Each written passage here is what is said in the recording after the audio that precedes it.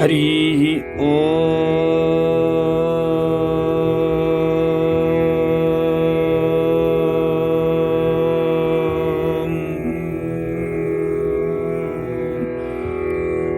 गं गणपतये नमः। ॐ गुं गुरुभ्यो नमः। ॐ ऐं सरस्वत्यै नमः।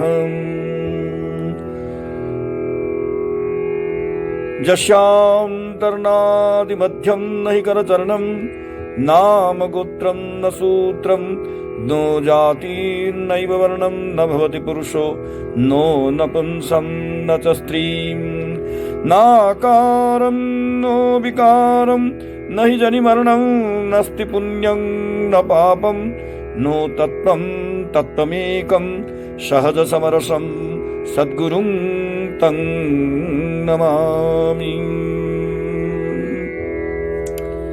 Divyatman, today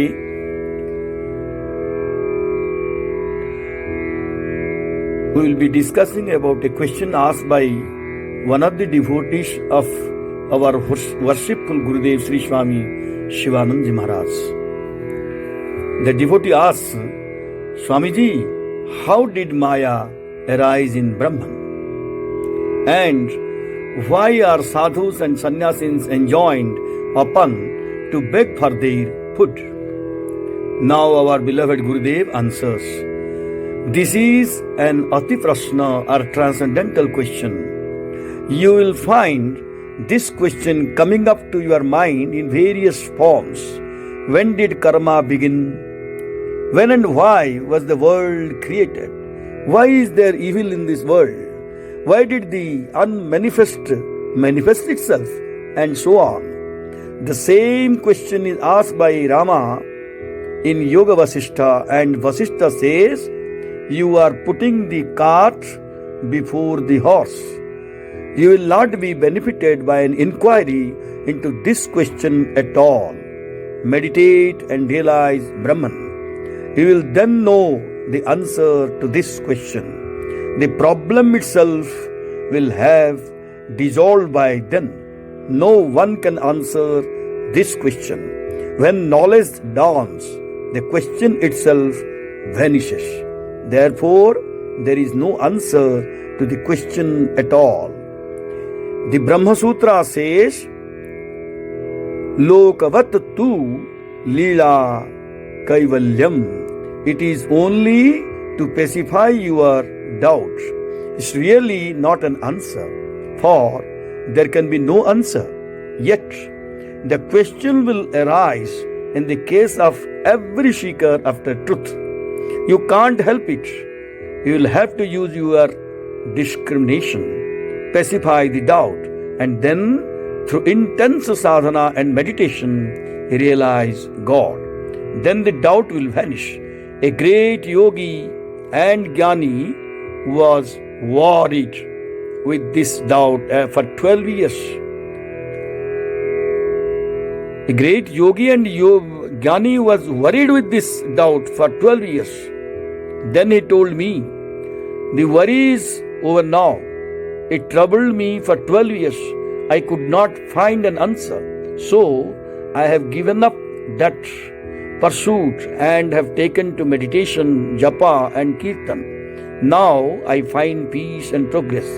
Faith in the Guru, in the Grand Sahib, kirtan, japa, meditation and practice of righteousness.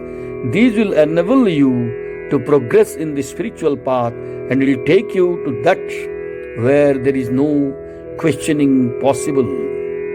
Now, coming to the second question, Gurudev answers, a true sadhu or a genuine sannyasin is he who has no attachment to the world even in the slightest degree. Such sadhus are Brahmanistha Purushas, unmindful of their bare needs even. They should not cook for themselves. Self-cooking induces in any person a desire to prepare this dish or that, to relish this sweet, dainty or that. It causes jihva chapalya or unsteadiness of the tongue. The aim of all sadhanas being to control the mind, for which control of the tongue is the best means. Self-cooking is prohibited to the sadhu and sannyasin, and in lieu thereof, begging just to fill up the belly moderately is allowed. So begging is no sin for a sadhu and a sannyasin. The fire of tapas, consequent upon japa, pranayam, swadhyaya of the Bhagavatam and like, burns all impurities that are likely to affect the god intoxicated when they take food from ill-evolved and undeveloped souls, be they Brahmins or Farias. Hari Om Tat Sat. Purnamadah Purnamidam Purnat Purnamudachyate Purnasya Purnamadaya Purnameva Vasisyate. Om Shanti Shanti Shanti.